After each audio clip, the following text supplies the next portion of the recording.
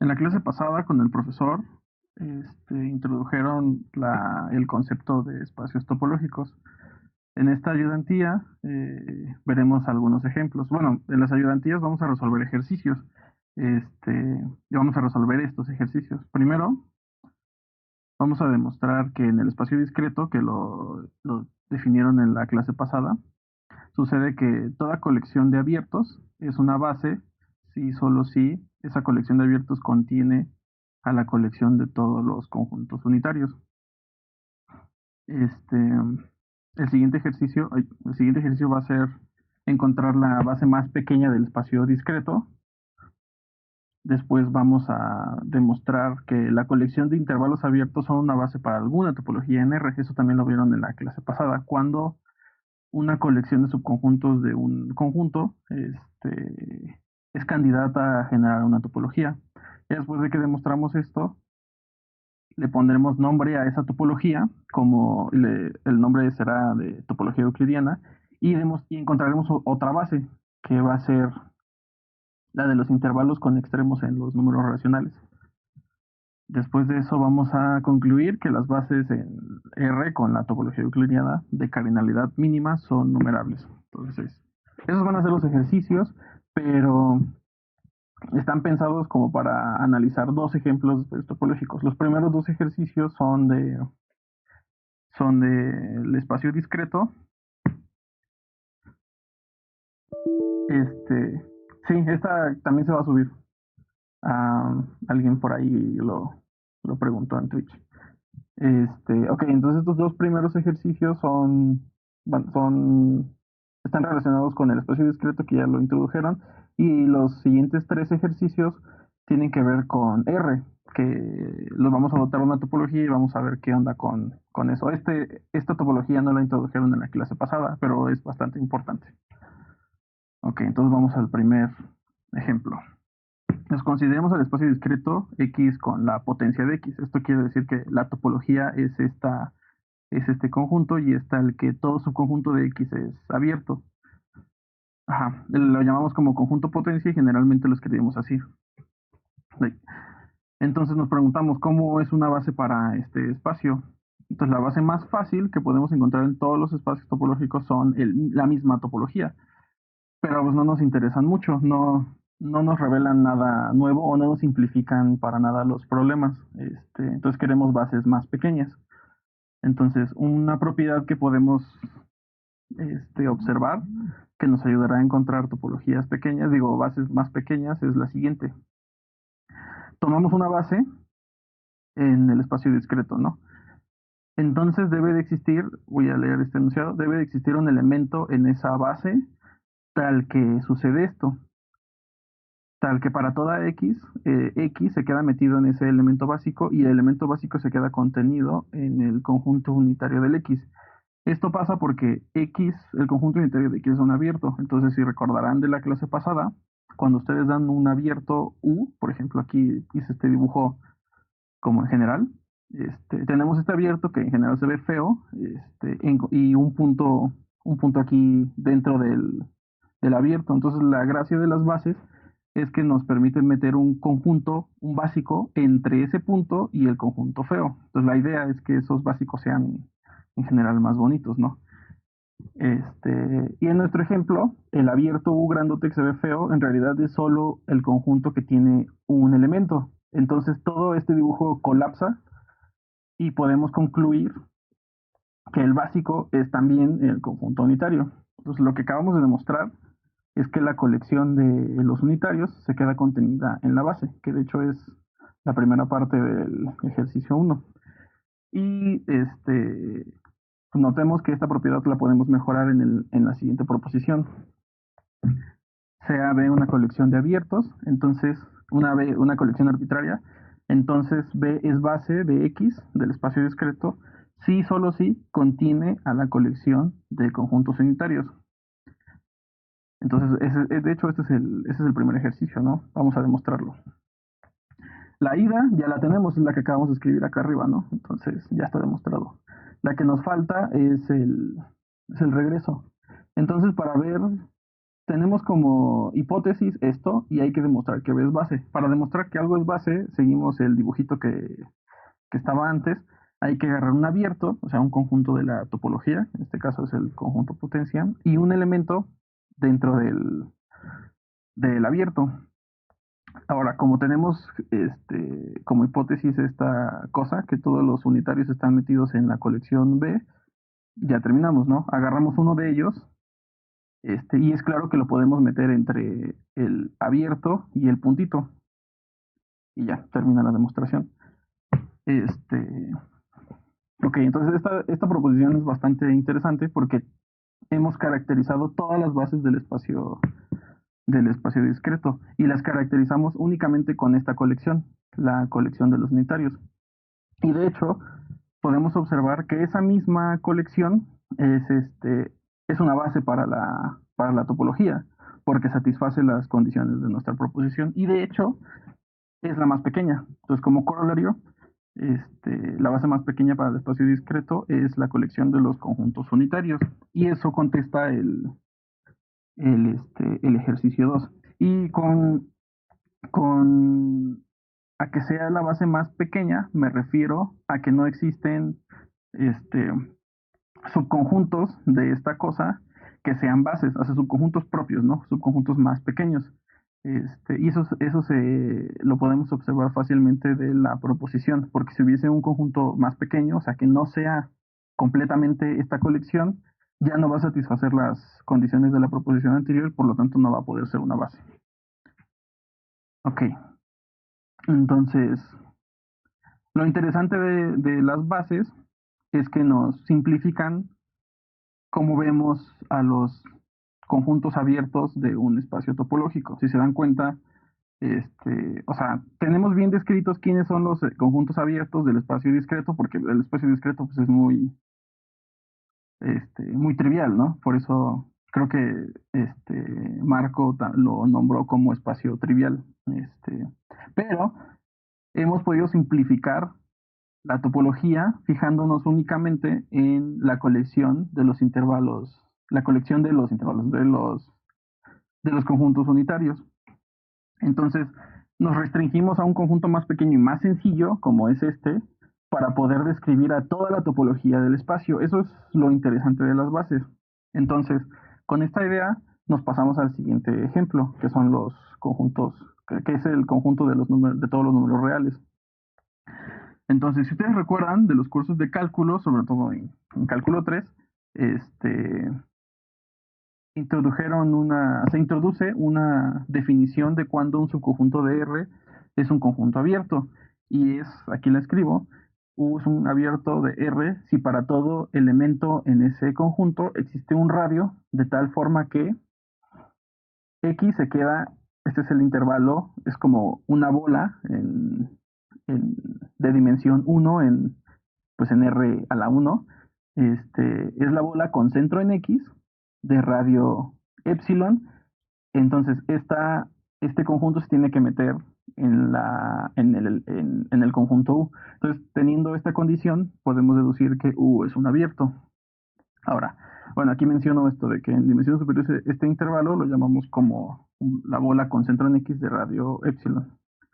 Entonces, nosotros desde cálculo 3 sabemos o tenemos la intuición de que esto es un espacio topológico. De hecho, con los términos que aprendimos en la clase pasada, podemos decir que los intervalos de esta forma, o sea, con centro en algún punto y radio algún número real positivo, son una base para los abiertos de R. Pero todavía no podemos adelantarnos a decir, ya tenemos una topología, porque no hemos revisado ninguno de los axiomas que pusimos que se establecieron en la clase pasada, que determinan cuándo una colección de subconjuntos es una topología, aunque en realidad ya lo sabemos, ¿no? O sea, tenemos que el vacío es abierto en R, el total es abierto en R, que unión arbitraria de abiertos es otro abierto, y la intersección finita de abiertos también es abierto. Eso ya lo tenemos, ya lo sabemos de cálculo, pero para uy, ¿por qué se quita eso? Para el propósito de esta clase vamos a demostrarlo usando la definición que pusimos de base para alguna topología. Entonces se borra esto y ponemos un teorema, que es el ejercicio 3. Los intervalos abiertos de los reales son base para alguna topología de los reales. Ok, entonces demos de nombre a esta colección, ¿no? Consideremos a B caligráfica como la colección de los intervalos abiertos, ¿no? Que todo intervalo abierto lo pueden ver como una bola o un intervalo con centro en un punto X y radio algún número positivo. Ok, entonces recordemos, primero para ver que una colección de subconjuntos es candidata a generar una topología, hay que demostrar dos cosas. La primera es que esa colección cubre a todo el espacio, ¿no? Es decir, para todo X en los reales existe un elemento de esa candidata a ser base, de tal forma que el elemento se queda contenido, ese punto es un elemento de B. Y además que si tenemos dos elementos de la candidata a ser base, que se intersectan, entonces debe de existir un tercer elemento que se quede metida en la intersección y que contenga al punto que escogimos dentro de la intersección. Esto es para checar que es candidato a ser una base. Entonces borramos esto y procedemos a demostrarlo. Pues tomamos un punto en los reales y hay que ver que lo cubre. Entonces notemos que el intervalo con centro en X, en el mismo punto de radio 1, satisface la condición. Entonces, palomita. Ahora vamos a checar la segunda propiedad. Agarramos dos intervalos, B1 y B2. B1 lo ponemos como el intervalo con centro en el punto X1 de radio epsilon 1, y B2 lo ponemos como el intervalo con centro en X2 de radio epsilon 2. ¿Sí? Entonces ahí suponemos que existe un punto en la intersección. Ok, entonces fijémonos primero, como X está en B1, la distancia de X al centro de este intervalo, está denotada por esta cosa, tiene que ser menor a epsilon 1. Entonces de esta desigualdad podemos concluir que, nada más hacemos un despeje, que epsilon 1 menos la distancia de X al centro es positiva. Y análogamente, solamente cambiando el 1 por 2 en todas estas partes, concluimos lo mismo, pero en términos del centro de la bola 2, de B2 y del radio de B2. Ok, ya que tenemos dos números positivos, definimos un radio, ¿no? Epsilon, lo llamamos como el más pequeño de estos dos numeritos. Entonces, como es el mínimo de dos elementos, de dos números positivos, concluimos que epsilon es positivo. Y ya teniendo esta epsilon, pues con la notación sugerente, consideremos al tercer elemento, B sub 3, como el intervalo que tiene centro en X, el punto que agarramos en la intersección, y de radio epsilon. Y pues notemos que por la forma en la que está escrita, B3 es un elemento de B caligráfica, ¿no? Ahora afirmamos que B3 es el intervalo que queremos, el que nos sirve para demostrar la segunda propiedad para ser candidato a base. Entonces lo que queremos demostrar es esto. Y pues primero notemos, para esta contención es claro que X está en B3 porque B3 tiene como centro al mismo X. Ahora para demostrar esta contención hay que agarrar un elemento en B3, entonces sea Y B3 y vamos a demostrar que está tanto en B1 como en B2. Entonces, para ver primero que está en B1, tenemos que calcular la distancia de Y al centro de X1, ¿sí? Al centro de B1, perdón, que es X1, y tenemos que checar que esa distancia sea menor que epsilon 1. Entonces, esto es simple ejercicio de muñeca, hacemos la desigualdad del triángulo, metemos a X en medio, obtenemos esta suma. Después observamos que esta distancia, la distancia de Y a X, la podemos acotar porque Y es un elemento, Y es un elemento de B3 y B3 tiene como centro a X. Entonces, la distancia de Y al centro de B3 tiene que ser menor, estricto, que esta cosa, que epsilon. Entonces aquí nada más sustituimos epsilon, esto se queda igual, Y ahora nos fijamos en cómo habíamos definido epsilon. Epsilon era un mínimo entre estos dos números positivos. Y pues escoge en particular como es el mínimo de estos dos, es, es un número que es menor o igual a este número y a este número. Escogemos el que más nos conviene, que en este caso es este, y lo reemplazamos, ¿no? Este epsilon es menor o igual que epsilon 1 menos la distancia de x a x1 y dejamos esta suma acá igual y vemos que podemos cancelar y nos da epsilon 1. Entonces, hemos concluido que la distancia de y al centro de B1 es menor a epsilon 1, por lo tanto, y está en B1. Y análogamente, hacemos exactamente este mismo procedimiento, pero cambiando el 1 por 2, demostramos que y está en B2. Y hemos terminado, ¿no? Porque está en B1, está en B2, entonces está en la intersección y ya demostramos todo. Ok, entonces ya sabemos que los intervalos abiertos son base para alguna topología en R. Entonces, vamos a darle nombre a esa topología. Como está formada por los intervalos clásicos, los que vemos en cálculo, a la topología que genera esa base la vamos a llamar como topología euclidiana o topología estándar. En la mayoría de la literatura, cada vez que se habla de R, es se presupone que la topología de la que estamos hablando es la topología euclidiana. Y de hecho, más adelante lo vamos a hacer también para los RNs. Se puede hacer un procedimiento parecido al que hicimos e inducimos una topología, la topología estándar, la que siempre usamos o la que casi siempre usamos. Ok. Este, ya que tenemos esta base, si se fijan, ¿esta base de qué depende? Está indizada por elementos de R al cuadrado con una restricción, pero que no cambia mucho la cardinalidad. Esta base es muy grande, ¿no? Tiene la cardinalidad de los reales al cuadrado. Y los reales al cuadrado pues, es un cardinal, es el mismo cardinal que el de los reales, y nosotros sabemos que es un infinito muy grande, de hecho es más grande que el de los números naturales. Entonces, lo que vamos a hacer es exhibiremos una base más pequeña. Va a ser igual a infinita, pero va a ser menos infinita. Y para ello, lo único que vamos a necesitar lo único que necesito que recuerden es que en sus clases de cálculo sabemos que los números racionales son densos en R. Eso es, ¿qué quiere decir? Que cualquier intervalo abierto en R, aquí lo escribo para todo intervalo abierto A, B, existe un número racional que se mete en ese intervalo. Ok, entonces procedemos al siguiente teorema.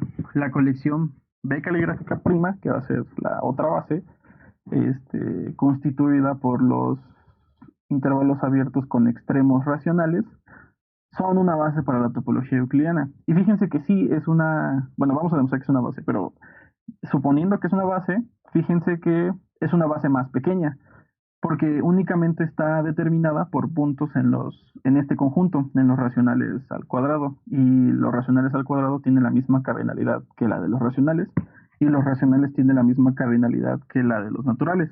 Eso quiere decir, es infinita, pero es más pequeña que el infinito de los números reales, ¿no? Que es muy, muy infinito. Ok, entonces vamos a demostrar esta cosa. Queremos ver qué es base, entonces en una diapositiva pasada hice un dibujo ahí medio chistoso, que da la idea de cómo se demuestra que algo es una base. Entonces tenemos que agarrar un abierto U, no vacío, y escoger un elemento dentro de ese abierto. Y estos abiertos ya están determinados por la base del teorema anterior, ¿no?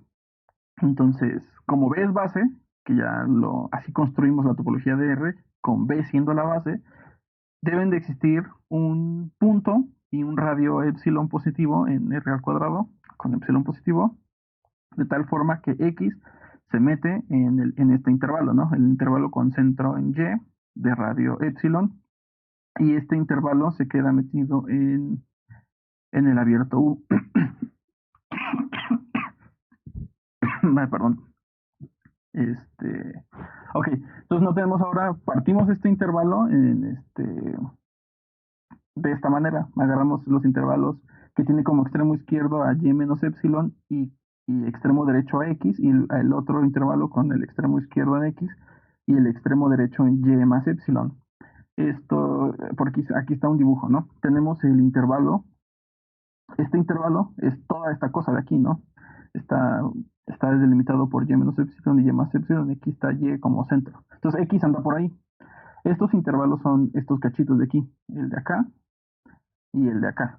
Entonces, como son intervalos en R, este, y sabemos, o bueno, recordamos que Q es denso en los reales, tiene que existir dos racionales, P y Q, tales que P se queda metido en el primer intervalo y Q en el segundo intervalo. Entonces el dibujito ahora queda así.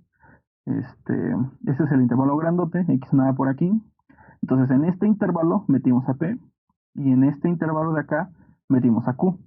Ahora noten que el intervalo que determinan P y Q, que es este de acá, contiene a X como elemento y ese mismo intervalo se queda contenido en el intervalo con centro en Y y de radio epsilon. Y eso termina la prueba, ¿no? Lo escribimos. Entonces, pues X es un elemento del intervalo que se queda contenido en este intervalo y ese intervalo ya se quedaba contenido en el abierto que habíamos agarrado. Entonces, como este intervalo es un elemento de la base, bueno, de la colección B caligráfica prima, podemos decir que existe un elemento de esta cosa tal que sucede esto. Y eso es lo único que nos falta para decir, lo único que necesitábamos para decir que esta colección es una base de R. Ok, entonces termina la demostración. Y de hecho con esto contestamos el ejercicio 4. Ok, ahora como les había dicho antes, notamos que la base que vimos antes es una base numerable, porque Q al cuadrado es numerable. Pero ahora nos preguntamos, ¿existe alguna base más pequeña, una base mejor, o sea, de cardinalidad más pequeña, que codifique mejor al espacio topológico? Entonces, esa es la pregunta. Pero esa pregunta es lo mismo que preguntarnos si existen bases finitas para R, ¿no? Porque recuerden que el cardinal de los naturales es el infinito más pequeño. O sea, si te agarras un cardinal más pequeño que el de los naturales, estás lidiando ya con conjuntos finitos. Entonces, bueno, la respuesta es no, y la vamos a contestar. En efecto, supongamos que B es una base para R, ¿no? Esta B ya no es ya no es la de los intervalos abiertos, es una base arbitraria. Y vamos a demostrar que es infinito, ¿no? O sea, que no puede ser finito. Consideramos este conjunto, aquí hice un dibujito, son el conjunto C de los intervalos con extremo izquierdo un entero Z y el extremo derecho el entero que le sigue, ¿no? Entonces se ve más o menos como este. Para el entero Z igual a menos 1 tenemos este intervalo, del menos 1 a 0. Para el entero Z, para el entero 0 tenemos el intervalo 0, 1 y así sucesivamente, ¿no? Ok. Entonces, cada elemento de esta colección es un abierto de R, si se dan cuenta, pues es un intervalo abierto, ¿no? Este, y cada uno de esos intervalos es ajeno entre sí. Se puede ver claramente en esta imagen, ¿no? O sea, no estoy demostrándolo usando dibujitos, pero es claro, ¿no? Ok. Entonces, ahora fijemos uno de esos intervalos, ¿no? Sea Z en un entero. Entonces, notemos que Z más un medio es un elemento de R que se encuentra únicamente en el intervalo determinado por el entero Z, que de hecho Z más un medio eh, es el punto medio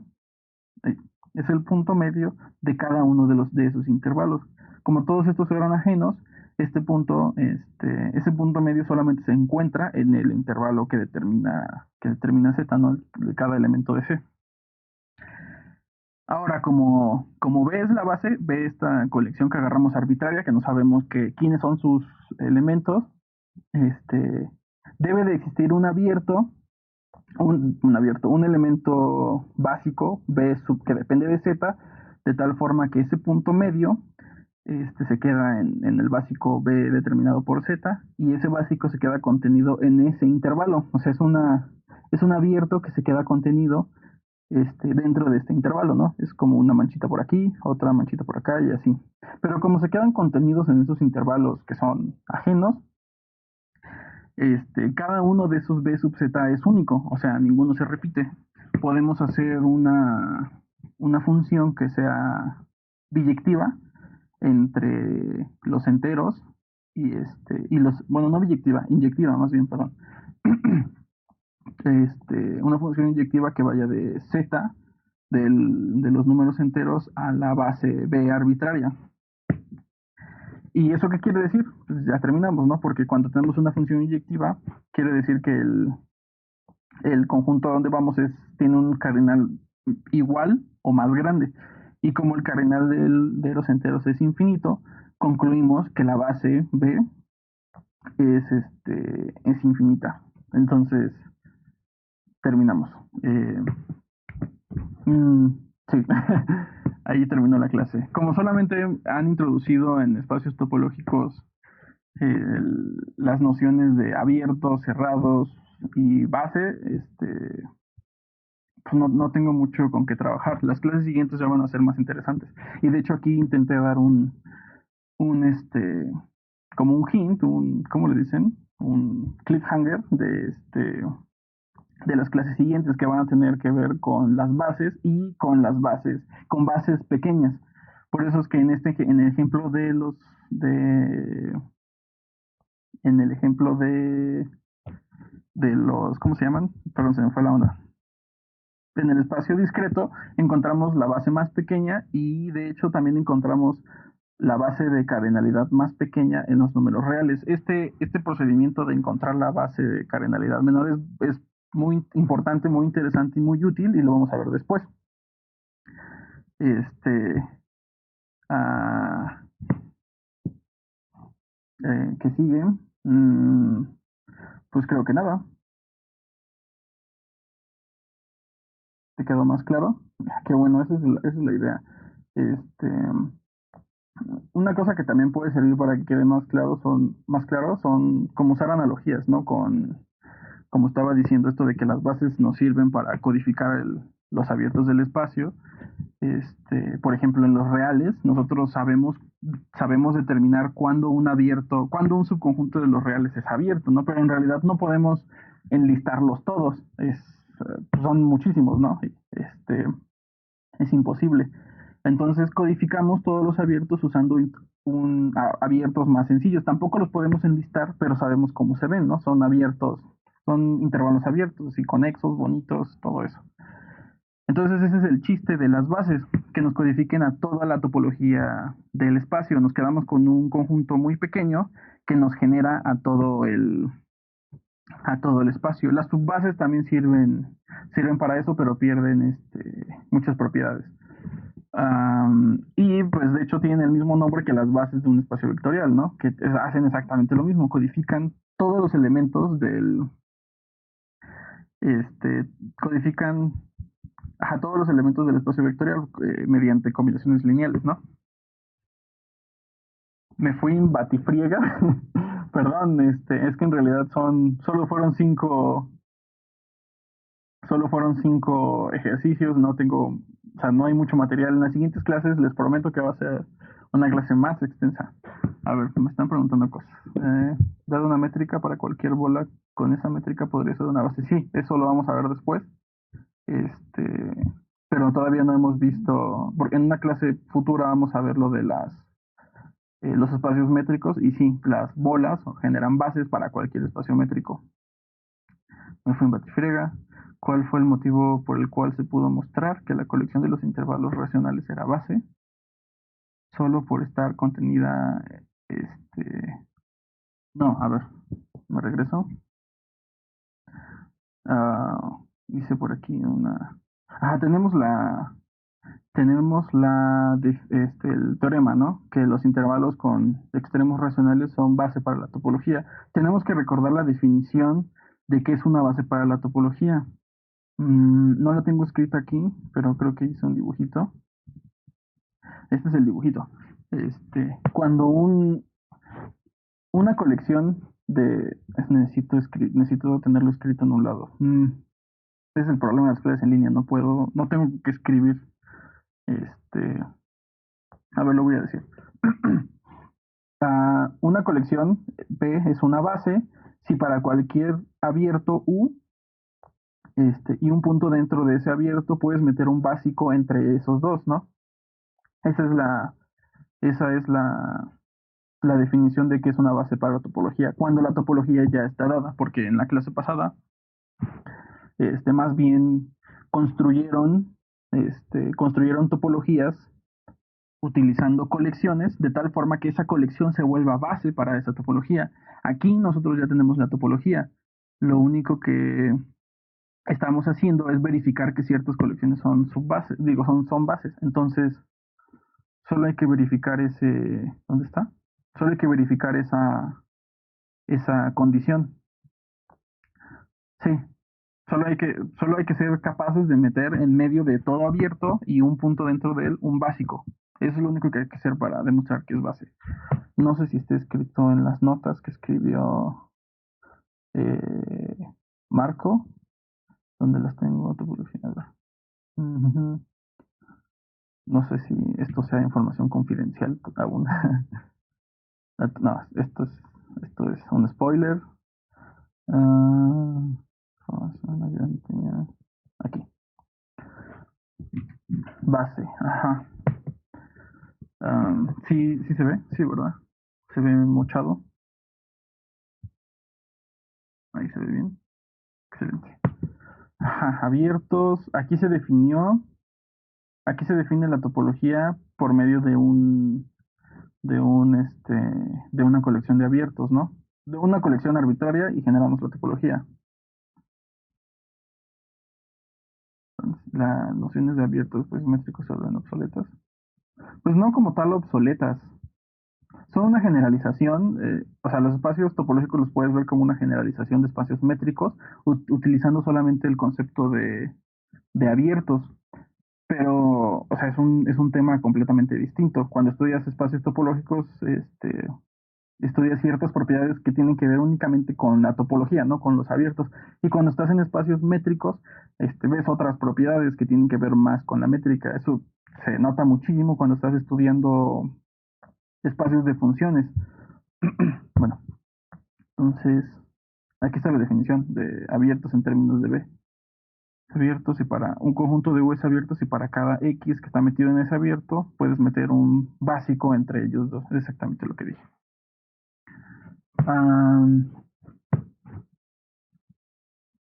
Ya, ¿alguien tiene más preguntas?